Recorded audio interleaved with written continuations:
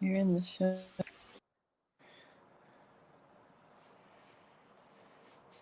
I have my mala beads. Hello, Mother, yes, you're welcome, audible. What? welcome, Professor Carolyn Heising. Thank you. Am I audible?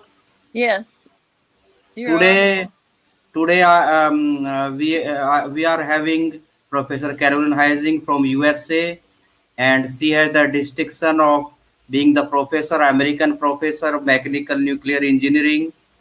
And not only she has been a professor, she has searched for a spiritual path of India. So today we have a discussion regarding Indian culture and America. What American people think about Indian culture? Can you give us the answer? Yes. Well, I can't answer for all Americans, but those of us who practice yoga in America, we have high respect for India. And there are millions of Americans who practice yoga now.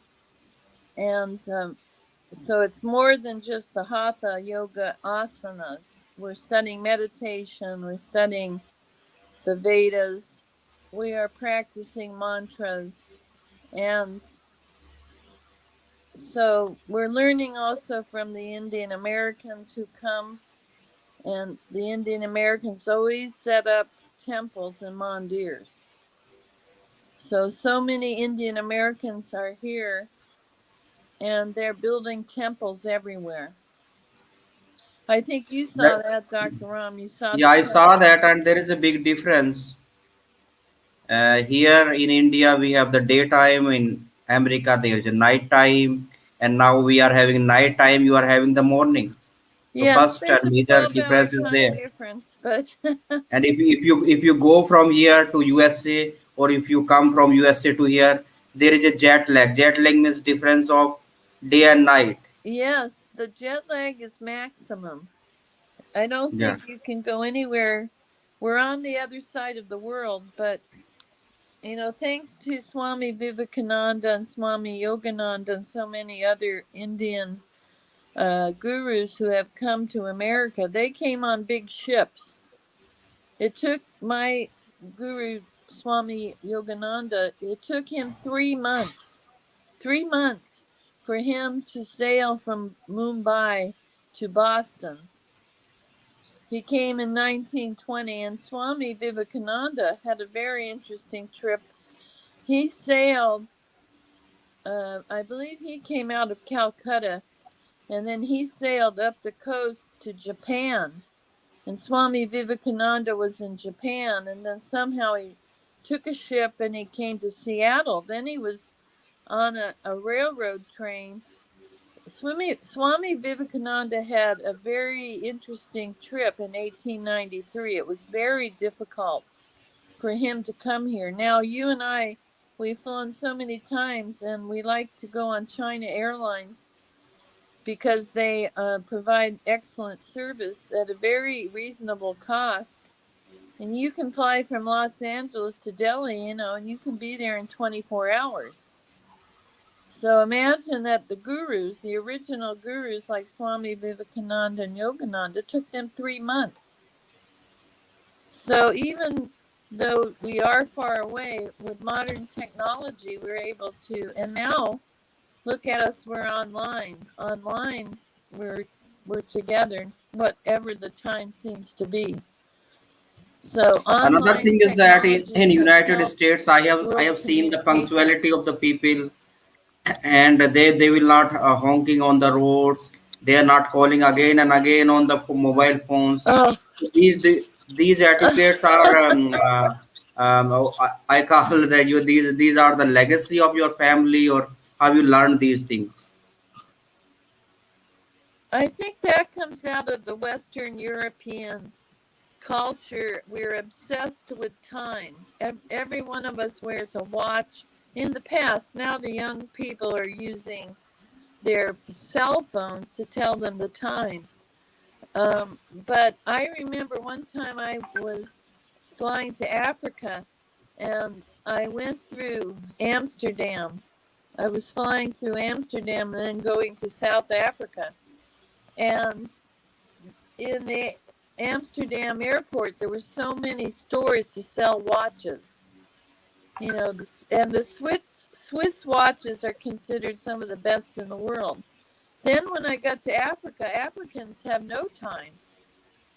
In fact, one of these Africans, he told me, you people in the West, you don't know how to relax, just relax. So in some ways, the Africans have this very interesting culture, but India is somewhere in between that, because when I go to India when it's very hot, the Indian people want me to sleep in the afternoon because it's so hot. And Yes, so carry on. Yes. now you have AC in India, so that's not always the case, but I'm an older person, and older people are supposed to sleep after lunch. Then you get up around 3 or 4 p.m. and you have your chai. You have your chai. And then Indians eat late. They eat supper at around 8 to 10 p.m. And in fact, you probably haven't yet had your dinner, have you, Dr. Ram? When will you eat dinner? Tonight? Yeah, my next question is that you people have the civic sense or civic duties, just like in the hotel you put don't disturb, or you put these things on your phone, people don't call, but here in India we call again and again and again, and Yes. we don't have that cleanliness civic sense, we don't have. And you think where Well, is the that's problem in, because where is the problem? Indian people love to be together. You learn because That there's is so okay, many but Indians. You have so but many Indians when you go in your mandir, you're sitting close together. And that that's that is another okay, but cultural I'm difference, saying that too yes. much of honking on the road is creating noise pollution. Well, that's true, but not all places. When you go to the Himalayas, I don't. The truck drivers are also doing that in the local buses, but um, no, there's beautiful places in India with great quiet. You know, the ashrams and in the mountains. Another I was, problem here in India we are facing that the youth is not able to differentiate between a pilgrimage or a party time or a party going remember travel, yesterday party travel. I said I don't mind the Delhi boys coming to Rishikesh. They're going on the rafts in the Ganga because some of them may fall into the Ganga. They'll come out of the raft and they'll swim in the Ganga. That's when they will feel the bliss. The true bliss is when you take a swim in the Ganga, when you take a bath in the Mhm. Ganga. And so these modern Delhi boys are going to find it because Mhm. they're in the rivers, they're on the rafts, and they want to do it. So it's an interesting thing. They're coming out of Delhi, coming to Rishikesh, and I think that they're going to find the peace. They're going to find that Rishikesh in the Himalayas is so beautiful, and then when they go back to Delhi, they'll be thinking about it. They'll be thinking of Ma Ganga. They'll want to come back, and they keep coming back and back, which is wonderful. So I'm not sure that Guru hasn't figured this all out, Dr. Ram. Um, how do you get young people to come to the ashrams? Well, maybe it's through them wanting to come up to Rishikesh and they're wanting to have fun. They want fun. But guess what? Guru wants them to have bliss. Bliss is more than fun. Bliss is And Ananda. can you tell us about And your journey I think as a they're going student, to. then as a professor, and then a spiritual seeker? Can you tell us about your life's journey? Well, when I was a young person, I was, just here in San Diego, and I did not know about Swami Yogananda. I knew there was Swami's Beach, there was Swami's Cafe, and I knew he had come here to Encinitas, but I didn't know who he was really. I didn't know what a Swami was.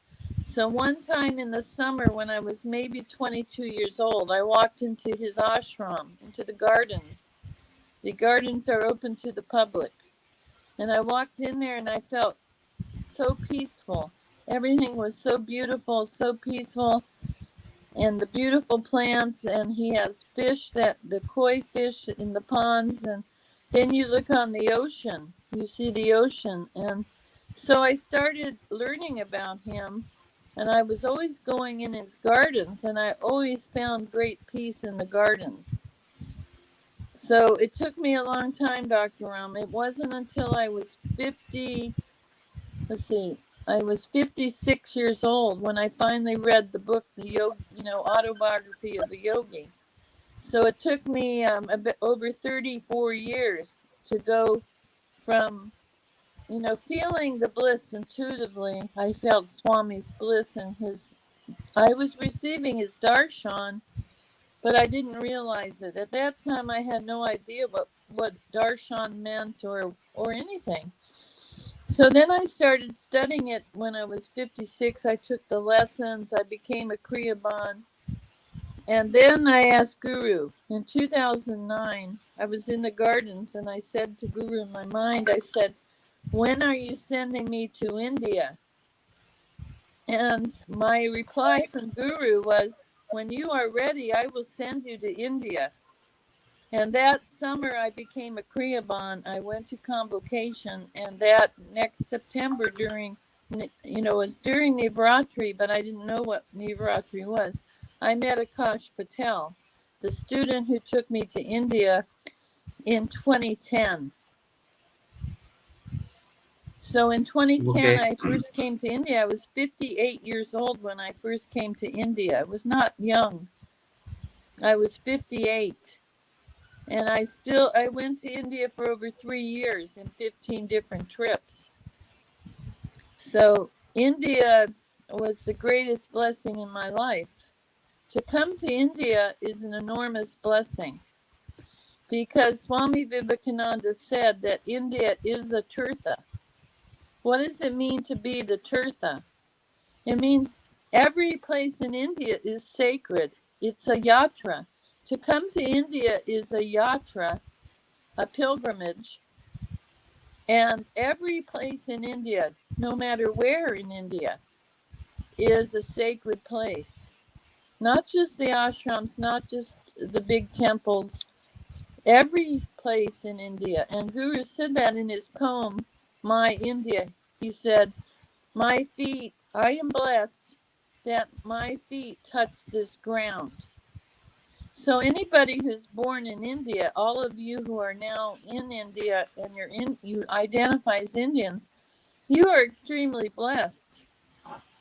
Yeah, that is okay, but we are facing the problem of cutting the trees, destroying of nature, and we are the Well, overpopulation, then corruption, and then religious fanaticism. We have all sorts of problems, and then these weaker political parties. We are having all these problems together, and I think another problem is that these political parties or leaders are not serious about these well, problems. one good thing Mr. Modi did was he had Yoga Day. He Mhm. proclaimed the Yoga Day on June 21st with the United Nations. And I think that's wonderful step forward in the government. Now, I don't take political sides in India because I know the different party members and different party affiliations. I'm not talking about that. I'm talking about the overall Indian culture. The overall Indian culture from the Vedic in ancient India, from Mhm. Harappa, from Mohenjo-daro, and even older than that is Dwarka, where Lord Krishna lived before the flood. Mhm. Lord Krishna was living in Dwarka off the coast of Gujarat, under the ocean now. That city of ancient Dwarka is under the ocean. They've found parts of it. So before the flood, with the Septi Rishis, Lord Krishna was living in Dwarka, and yoga was developed in that ancient pre-flood civilization. And Lord Shiva and Lord Krishna existed um, you know, from a viewpoint of a scientist, that culture, ancient Vedic culture, is thousands of years old. It may go back 50,000 years, if not more. They are finding proto Shiva drawings in ancient caves. My son is researching this. He's very interested in ancient history. And the other thing my son was telling me is that there are crops that were being grown in that ancient culture, and the ancient culture had ships. That you remember, the Septi Rishis were on ships, they were on boats, and they went all over the world. So if you study ancient Vedic India, you're going to find out how ancient India really is, the Vedic culture, the culture. And not only that, the philosophy, the basic philosophy of all religions is the in-breath and the out-breath. And one of the reasons my son and I were surprised, we went into the Polynesian islands, we were in Hawaii, we went to the Polynesian villages, and we went to one village that was from one of the islands, and out walked someone that looked exactly like a rishi. He could have been, you know, a Brahmin. He looked like a Brahmin of India. And so we studied this, and by accident, we went to the island of Kauai, where there is a giant Shiva temple being built by one of the swamis. He's an American swami who goes to South India, and that is he's putting together the connection between the Polynesian cultures and Indian culture. And so you find that the in-breath and the out-breath, the basic meditation technique of Yogananda is Hung Sao, means I am that. You breathe in Hung, you breathe out. So in every time I've been in many different types of meditation, including from Sri Lanka in the Buddhist tradition, they teach you the same technique. And then for us to find out the Hawaiians are practicing this, how did the Hawaiians and all those people in Polynesian islands, where did that religion come from? So that's the key question. That's why I sent you the book by Graham Hancock, because he's telling you there was this ancient pre-flood civilization, and Graham Hancock has dived off of Dwarka. You know, Graham Hancock is a British intellectual. He's very famous. He was born, he's married to an Indian woman who's from South India.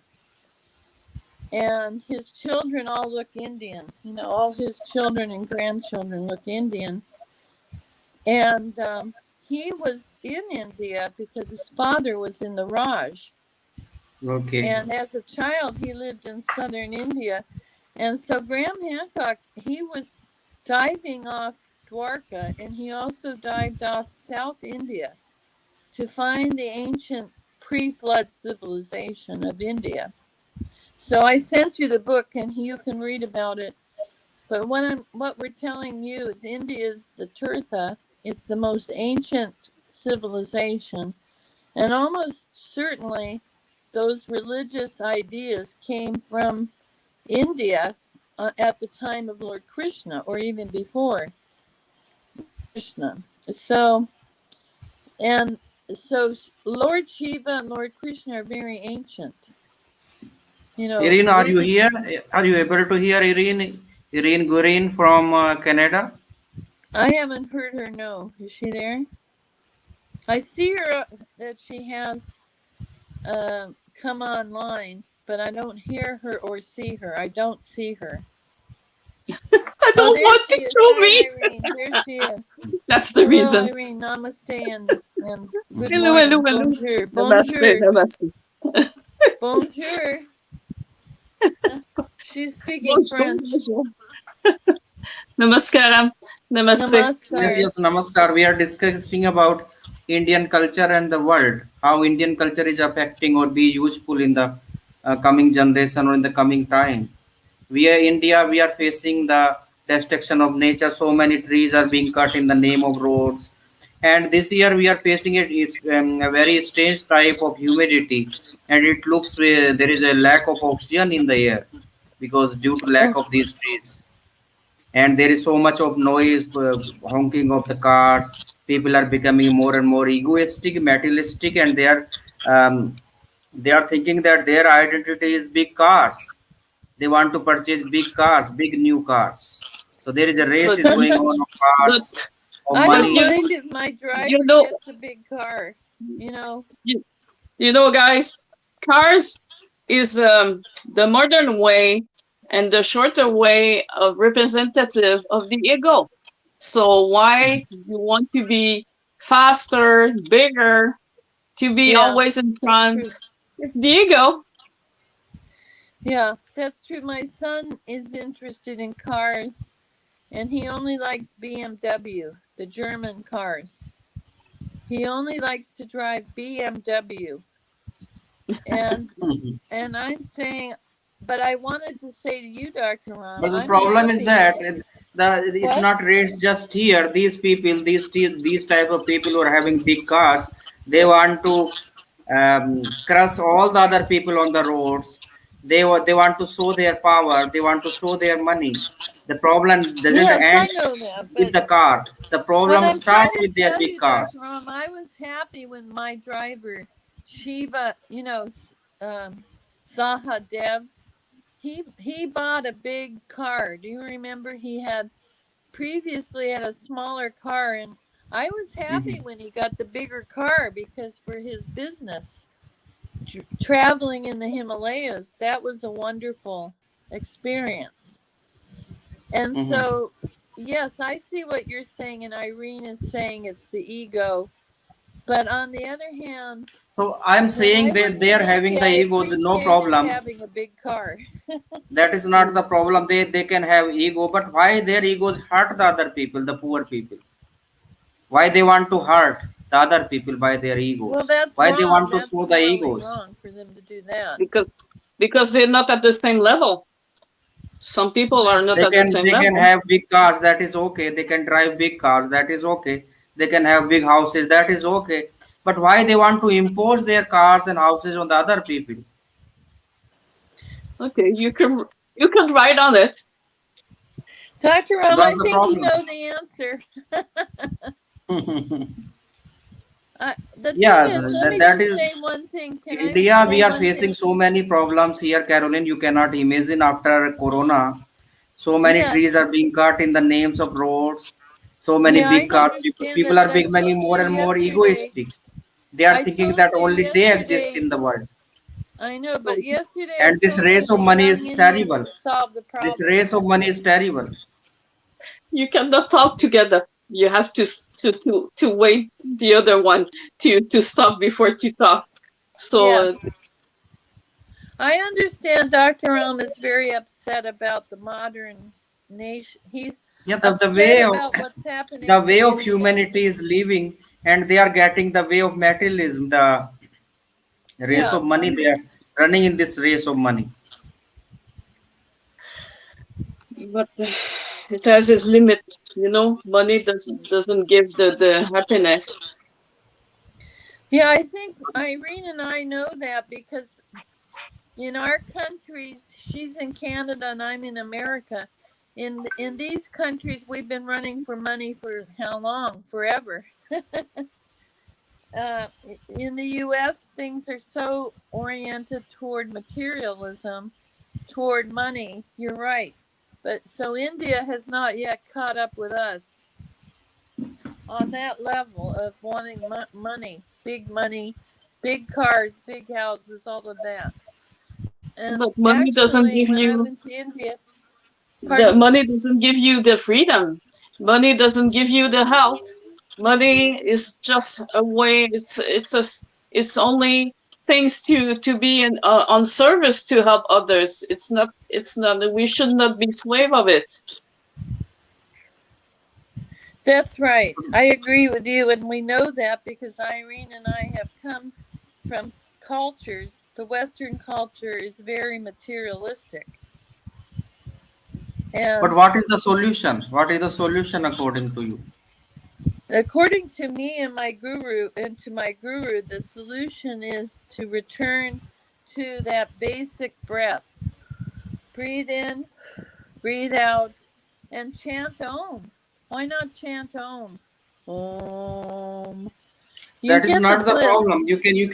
You can chant Om, but your neighbor will honk by his big car to disturb Well, you. that's his problem. He's got to find. Everyone is on their own path, Dr. Ram. Right? Irene, you say something. So what is the solution? What you think that Indians should follow? But Indian people should follow. it's not me who should say something about that. It's both of you because you're the masters, not me. But definitely, according to your words, if you practice meditation according to your guru, Caroline, or according to your knowledge of both, uh, definitely when you do your home or when you do your meditation, you should have the peace, the inner peace inside, and should be not be disturbed. Whatever the noise from your neighbors with his cars or whatever, I'm like it's inner. If you don't have the inner peace, you won't be able to get to that. I was going to add to that, Irene, about the loudness of cars. In my Buddhist group, when we are walking, we hear the loud cars, we hear the loud motorcycles, and we call them the motorcycles of mindfulness. So when we hear a loud car or we hear a loud motorcycle, that returns us back to the breath. In and out. Sorry. Take a deep breath and blow out. That's the solution. That's the old ancient religion. The ancient religion is breathe in, breathe out. That's when you find peace because it's going to your spine. You know, your body is relaxing when you breathe in and breathe out. And now, when you start chanting Om, that's even more powerful. You know, the mantra chanting, uh, that's even more powerful. You don't have to listen to your neighbor chant Om. Perhaps I want to add something about, according to your words, Caroline. Yes. Outside of doing the meditation and your and all the respiration exercises, all the I don't remember the right words to this exercises. What's the name of that, Ramji? Energization exercises of No, but there's SRF a and word in YSF. Sanskrit. There's a no a word in Sanskrit. What's the name of that? It's It's um Oh, postures, I don't know. asanas. That is Ashtang asanas. Yoga means Ashtang Yoga. Patanjali's Ashtang Asanas. Yoga. Exactly. Yeah. All the masters, most of them, have been always outside of the world, uh, recluded in caves. Probably there was a reason for that. And probably Ramji has also right to say about the noise and the activities, the modern activities disturb people. And and most of modern masters agree with that, that we have to be near the nature. We all been outside of the nature, and why the nature is upside down? It's because we have been abusing all part of the nature, and that's the reason. I mean, like we have so much war, uh, so much epidemic, and then these pandemics and those kind of things that are related to our old behaviors that we did, and so we harvest the problems that we have created in the past. Yeah, So I think today I have Irene, started this. Yeah, Irene. Yeah. Today I have Dr. started Ram, this kind of a new app called StreamYard.com. We can have discussions daily, and you can invite your friends, Irene, and we can try to search the roots of the Indian culture, and with discussions here, and it will go live on Facebook, on YouTube, so that people may learn from your experiences and from your views. Dr. Ram, I was going to add to And what at Irene this time, said. round 10, we can have discussions daily for 1 hour from Okay, 10 to 11 India time. Your time now. okay, okay. Yeah, Dr. I've Ram, can I started this. add what Irene said? She mentioned Yeah, that many of the masters in India, the rishis, they were in the caves. Remember Vashista Cave? Vashista Cave. Do you remember we were yeah. in the Vashista Cave? When we were Mm-hmm. in that Vashista Cave, you hear nothing. It's Mm-hmm. completely silent. It was the only place I've ever been in my life where it was so dark and so silent. And it was a kind of a strange experience because when we came back out of Vashista Cave, it was beautiful. We're on the Ganga, we see the mountains, there's sunlight. So I think what Irene is saying, you can escape the world. You could go on a pilgrimage, a yatra, and spend some time at Vashista Cave or Babaji's cave. What about you, Dr. Ram? You were in Babaji's cave. We will prepare the people first by discussions here so they may join us here or they can view our views on YouTube. So I have started this StreamYard.com, a small effort, and we can have more friends to join here. Six people can join at one time Okay. here on this. So we can have six people for discussions. Okay. And Irene, tomorrow, you have all those people in your group. You are trying to have a project, right, Irene? Yes. And Tomorrow will be. I will try to finish with my son's best friend because he has learned on cinema. So we will film the part of the presentation for the association that you're aware about, and then I will send the sample to Ram to correct about all the English translation, and then after that you will be aware for the inauguration. So we have to fix a date. I suggest also to because I know Ram is waking up really early and has really big days because he's running all around with the family and all those kind of things. We could change like 1 month we could do like on Ram time, and then after that would be like on our time because I know you 4 hours from for earlier than me. Is that right, Caroline? yes, yes. that's right.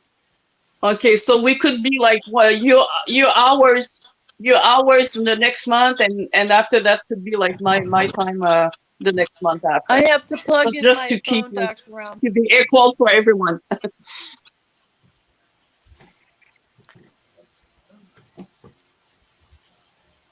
That's it. So bye bye. We can try tomorrow. You can try to join us here. Okay. We Tomorrow will I have no join at problem. around 10 India time. You can note the time. We can join tomorrow the same time and we can have some discussions through this But is app. it And the best time for you? Really, Hamji? You, I you have have started. I you have had started time this for app because I am not able to do much. So we need some discussions or a recording on YouTube so that okay. people may join. Is a kind of a little effort we are trying. So we Okay, will but try.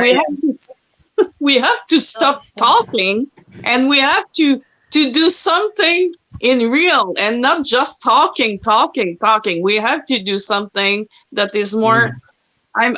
I'm really more someone who's I mean, like I need to touch. I need to, I'm a really, I'm really sensitive someone, so I need to all my sense to work on these kind of projects. So that's the reason why you talk about like talking, like talking. It's only Can you see me? talking. It's say really Okay, are you going like to say that you want to do something? something, but I'm going the other way.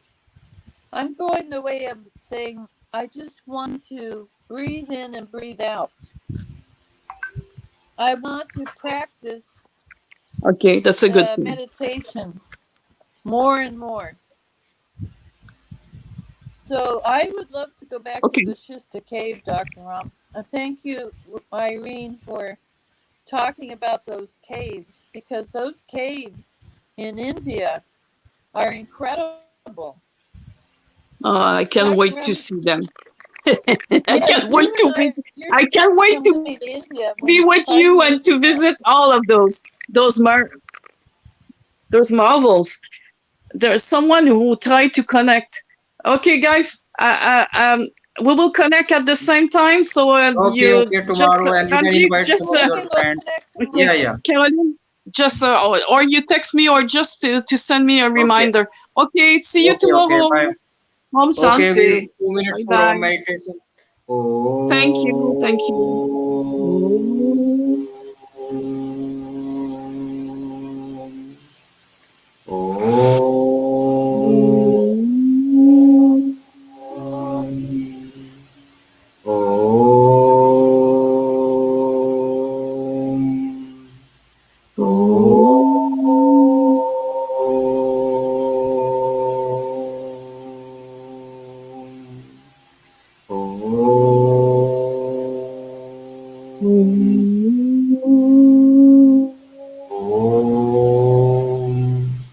So thank you very much, Irene. We'll talk to you tomorrow.